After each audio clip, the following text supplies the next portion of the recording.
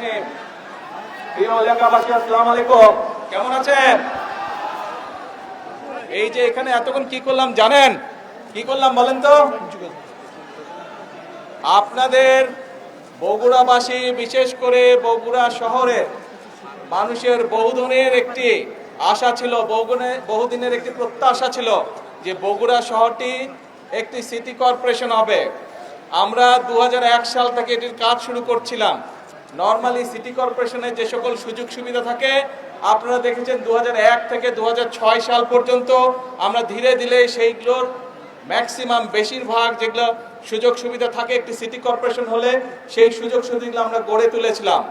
এখনো কিছু কাজ বাকি আছে, তবে আমরা এটি আজকে আনুষ্ঠানিকভাবে ইনশাল্লাহ সিটি কর্পোরেশন হিসাবে আমরা আনুষ্ঠানিক যাত্রা আজকে শুরু হলো বগুড়া শহরে। আপনারা যারা বগুড়া শহরের অধিবাসী, আপনারা খুশি? আরে শুনতে পাই না, জোরে বলেন খুশি। হাত তুলে বলেন দেখে খুশি নাকি? কিন্তু একটা ব্যাপার আছে, একটা না দুইটা ব্যাপার আছে। ব্যাপার হচ্ছে নিজের শহরকে কিন্তু নিজে পরিষ্কার রাখতে হবে। পরিষ্কার কিন্তু আপনারা রাখেন নাই। আমি আসার সময় ওই রাস্তা থেকে স্টেশন রোডে দেখলাম দুই পাশে অনেক ময়লা। আমি প্রশাসনের সাথেও কথা বলেছি, কিন্তু প্রশাসনেরটা করবে, কিন্তু নিজের ঘর তো নিজেকে পরিষ্কার রাখতে হবে, তাই নয় কি? হ্যাঁ, এখন সেটা স্টেশন রোড হোক, গোহাইল রোড হোক, বনানী মাটিডালি হোক, ভিতরের রাস্তাগুলো হোক, যারা এই সিটি কর্পোরেশনের মানুষ, যারা সিটি কর্পোরেশনে আপনারা বাস করবেন, আমাদের নিজেদের শহরের যত্ন আমাদেরকে নিতে হবে, তাই তো?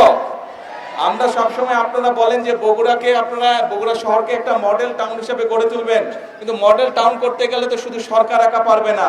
এলাকার মানুষ, শহরের মানুষ যদি চেষ্টা না করে, শহরের মানুষ যদি একসাথে কাজ না করে, তাহলে তো সম্ভব না রে ভাই। আপনারা এখানে অনেকে ছোট ছিলেন, দেখেন নাই, আজ বড় হয়েছেন, কিন্তু মুরব্বী যারা আছে তাদেরকে জিজ্ঞেস করবেন 1 থেকে 6 পর্যন্ত আমরা কিভাবে মোটামুটি ভাবে শহরে বহু কাজ করেছিলাম। সেই পানি আটকে যেত, সেইগুলোর কাছ থেকে শুরু করে, ড্রেনের কাছ থেকে শুরু করে, বিভিন্ন রাস্তাঘাটের কাছ থেকে শুরু করে, ওই যে ইয়েটা কি জানি,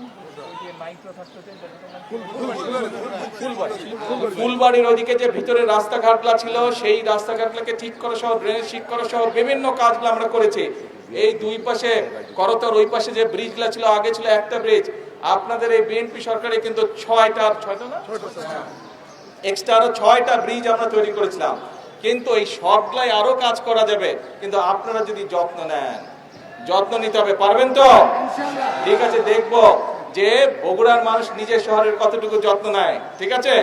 আর আমার পাশে থাকবেন ইনশাল্লাহ। আগেও যেভাবে কাজ করেছি, ইনশাল্লাহ ভবিষ্যতে আপনাদের জন্য এবং সামগ্রিকভাবে, এখন তো সারা দেশের দায়িত্ব, আগে নয় শুধু বগুড়া দেখতাম, সামগ্রিকভাবে সারা দেশের জন্য যদি কাজ করতে পারি, এই দোয়া করবেন। মুরব্বী সহ, মা বোন সহ সকলের কাছে এই দোয়া চাইছি। আমি বগুড়ার সন্তান, আপনাদের সন্তান, কিন্তু সারা দেশের মানুষ আজ দায়িত্ব দিয়েছে।